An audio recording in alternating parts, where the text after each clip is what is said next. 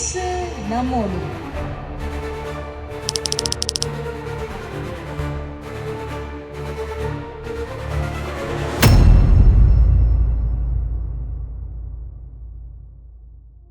ஹல்லேலூயா. அருமையான தேவ பிள்ளைகளே, இயேசு நம்மோடு இந்த நிகழ்ச்சியூடாக உங்களை சந்திப்பதிலே மிக்க மகிழ்ச்சி அடைகிறேன். 7வது மாதத்திலே தேவ சமூகத்தில் நின்று தேவனுடைய வார்த்தையை உங்களுக்கு நேராக கொண்டு வருகிறேன். தேவன் தம்முடைய வார்த்தையை அனுப்பி நம்மை விடுவிக்கிற தேவனாய் இருக்கிறார். ஆகவே சங்கீதம் 18 அங்கே 6வது வசனத்தில் இப்படியாய் வாசிக்கிறோம். எனக்கு உண்டான நெருக்கத்திலே கர்த்தரை நோக்கி கூப்பிட்டு என் தேவனை நோக்கி அவையமிட்டேன். தமது ஆலயத்திலிருந்து என் சத்தத்தை கேட்டார். என் கூப்பிடுதல் அவர் சந்நிதியில் போய் அவர் செவிகளில் ஏறிட்டு. அருமையான தேவ பிள்ளைகளே, எவ்வளவு ஒரு அருமையான வசனம். நம்முடைய வாழ்க்கையில் அநேக நெருக்கங்கள், அநேக போராட்டங்கள், அநேக வியாதிகள், வியாகுலங்களுக்குள்ளே நாம் கடந்து போகிறோம். ஆனால் சங்கீதக்காரன் சொல்லுகிற போது சொல்லுகிறார், எனக்கு உண்டான நெருக்கத்திலே நான் கர்த்தரை நோக்கி கூப்பிட்டேன். நம்முடைய நெருக்கத்தில், நம்முடைய போராட்டத்தில், நம்முடைய நிந்தையிலே, நம்முடைய அவமானங்களிலே நாங்கள் பார்த்து நோக்கி கூப்பிடக்கூடிய ஒரே தெய்வம் ஆண்டவராகிய இயேசு கிறிஸ்து மாத்திரமே. நம்முடைய வாழ்க்கையில நமக்கு உதவி செய்யக்கூடியவர், நம்மை விடுவிக்கக்கூடியவர், எப்படிப்பட்ட போராட்டத்தில் நெருக்கத்தில் நம் பக்கத்தில் நிழலா இருக்கிறவர் ஆண்டவர் ஒருவரே. அருமையான தேவ பிள்ளைகளே, இந்த நாட்களில் அநேக தேவ பிள்ளைகளுடைய வாழ்க்கையில நெருக்கத்தில் போராட்டத்தில் யாரை நோக்கி கூப்பிட வேண்டுமோ அவரை விட்டு மனுஷர்களை நோக்கி பார்க்கிறார்கள். மனுஷரை நோக்கி பார்க்கிறதுனால நம்முடைய வாழ்க்கையில ஒரு பூர்ண சமாதானத்தை, விடுதலையை, மேன்மையை கண்டுகொள்கிறது இல்லை. ஆண்டவருடைய சமூகத்தில் யாரெல்லாம் காத்திருந்து தேவ சமூகத்தில் அபயமிடுகிறார்களோ அவர்களை தேவன் பரிபூர்ண சமாதானத்தினாலே அவர்களை விடுவித்து மேன்மைப்படுத்தி அவர்கள் வாழ்வை மகிமையாய் மாற்றி விடுகிறார். அதனால்தான் இங்கே சங்கீதக்காரன் சொல்லுகிறார், எனக்குண்டான நெருக்கத்திலே கர்த்தரை நோக்கி கூப்பிட்டு. அருமையான தேவ பிள்ளையே, இன்னைக்கு உங்க வாழ்க்கையில நெருக்கங்கள், போராட்டங்கள் வருகிற போது யாரை நோக்கி பார்க்கிறீர்கள்? யாரிடத்தில் உங்கள் நெருக்கங்களை தெரிவிக்கிறீர்கள்? இது ரொம்ப முக்கியமானது. ஏனென்றால் நம்முடைய வாழ்க்கையில உயர்வும் மேன்மையும் மனுஷனிடத்திலிருந்து வருகிறது இல்லை, அது தேவனாகிய கர்த்தரிடத்திலிருந்து வருகிறது.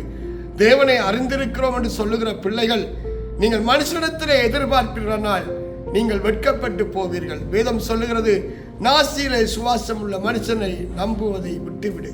இன்றைக்கு தேவனிடத்திலே நம்பிக்கை வைப்பாயானால், தேவனை நோக்கி நீ அபயமிடுவாயானால், தேவன் நிரந்தரமான பரிபூர்ணமான ஒரு விடுதலையை, ஆறுதலை, ஆசீர்வாதத்தை அவர் கட்டளையிட வல்லவராக இருக்கிறார். அங்கே பார்க்கிறோம், என் தேவனை நோக்கி அபயமிட்டேன், தமது ஆலயத்திலிருந்து என் சத்தத்தை கேட்டார். அருமையான தேவ பிள்ளையே, உனக்கென்று ஒரு ஆலயம் இருக்கிறதா? உனக்கென்று நீ பலி செலுத்துகிற, நீ தேவனை ஆராதிக்கிற, மகிமைப்படுத்துகிற ஒரு ஸ்தலம் இருக்கிறதா? எல்லாவிட்டால் நிலையற்ற படகை போல அங்குமிங்கும் அலைந்து திரிகிற ஒரு வாழ்க்கை வாழுகிறாயா?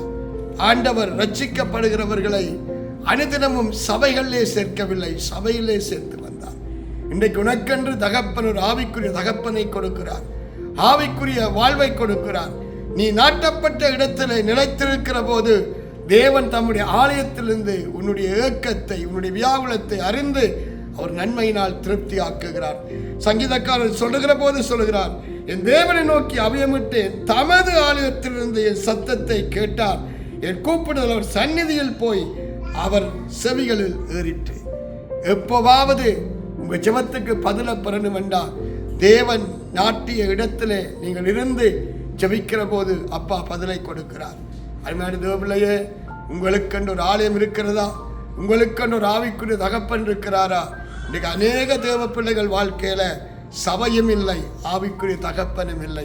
போகிற இடமெல்லாம் தங்களுக்கு சபையை உண்டாக்குகிறார்கள், போகிற இடத்திலெல்லாம் தங்களுக்கு ஒரு ஆவிக்குரிய தகப்பனை உண்டு பண்ணி கொள்ளுகிறார்கள். அது தேவனுடைய சித்தமும் அல்ல, தேவனுடைய வழியும் அல்ல. அதனால்தான் உங்க வாழ்க்கையில உங்களுக்கென்று ஒரு ஆலயம், உங்களுக்கென்று ஒரு ஆசாரியன், உங்களுக்கென்று ஒரு ஆவிக்குரிய தகப்பன் இருக்கிற போது உங்கள் வாழ்க்கையை ஆண்டவர் செழிப்பாய் மாற்றுவார். தேவன் தம்முடைய வார்த்தைகளை தம்முடைய ஊழியக்காரன் வாயிலை போட்டு உங்களுக்கு கர்த்தருடைய வார்த்தையை அறிவித்து அதன் வழியிலே நடத்த ஆண்டவர் சித்தமுள்ளவராக இருக்கிறார். இந்த நாட்களில் அருமையான தேவ பிள்ளையே, உங்கள் நெருக்கத்தில், போராட்டத்தில், தேவ சமூகத்தில் அபயமிட கற்றுக்கொள்ளுங்கள். தேவனை நோக்கி மன்றாடி ஜெபம் பண்ணுங்கள்.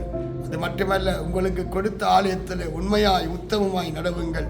உங்களுக்கு கொடுத்த ஆவிக்குரிய தகப்பனுடைய சத்தத்துக்கு செவி கொடுங்கள். உங்கள் வாழ்வை கர்த்தர் சிலைப்பாய் மேன்மையாய் மாற்றுவார். இல்லாவிட்டால் நீங்கள் அவாந்தர வழியிலே கருணையாய் போன செடிக்கு ஒப்பாக உங்கள் வாழ்க்கை மாறிப்போகும். ஏனென்று சொன்னால் கர்த்தருடைய வழி நல்லதல்ல என்று சொல்லுகிற ஒரு வாழ்க்கையில் எந்த மேன்மையும் வருவதில்லை என்று வேதம் சொல்லுகிறது. அதனால தான் உன் வழியை கர்த்தருக்கு ஒப்புவி, அவர் காரியத்தை வாய்க்க பண்ணுவார். நான் உங்களுக்காக ஜெபம் பண்ணட்டுமா? தகப்பனே, இந்த நாளிலுமா இந்த இயேசு நம்மோடு இந்த நிகழ்ச்சியை பார்க்கிற ஒவ்வொரு பிள்ளைகளுக்காய் மன்றாடி செபிக்கிறேன். இந்த நாட்களில் கண்ணீரின் பாதையில், வேதனையின் பாதையில், உபத்திரவத்தின் பாதையில் போகிறார்களோ ஆண்டவரே, இந்த கண்ணீர்கள் களிப்பாய் மாறத்தக்கதாய் உம்மிடத்திலே காத்திருந்து செபித்து மேன்மைகளை காணத்தக்கதாய் அனுக்கிரகம் செய்யுங்கப்பா. இந்த நாட்களில் நாட்டப்பட்ட சபையில் நிலைத்திருந்து மிகுந்த கனி கொடுக்கிற வாழ்வு வெளிப்பட அந்த வாழ்வின் மேன்மைகளை காணும்படி கிருபை செய்யுங்க. அறியாமை இருகளை போக்குங்க. இந்த நாட்களில் சத்தியத்தை அறிந்து சத்தியத்தில் நடக்கிற கிருபைகளை கட்டளையிடும். இப்போது இந்த தேவ செய்தியை கேட்கிற ஒவ்வொரு பிள்ளைகளுக்காய் மன்றாடி செபிக்கிறேன். நன்மையினால கிருபையினால முடிசூட்டுங்க. தடைகள் எல்லாம் நீக்கப்படட்டும். இந்த 7வது மாதத்தில் ஆண்டவரே, உம்முடைய பரிபூர்ண ஆசீர்வாதங்கள் நன்மைகள் வெளிப்படத்தக்கதாய் இவர்கள் வாழ்வு உமக்கு முன்பாக உமக்கு பிரியமாயிருக்க அனுக்கிரகம் செய்யும். இயேசு கிறிஸ்துவின் நாமத்தில் செபிக்கிறேன் ஜீவனுள்ள நல்ல பிதாவே, ஆமேன், ஆமேன். அருமையான தேவபிள்ளைகளே, தொடர்ந்து இயேசு நம்முடைய நிகழ்ச்சியை பாருங்கள், புதியவர்களுக்கு அறிமுகப்படுத்துங்கள்.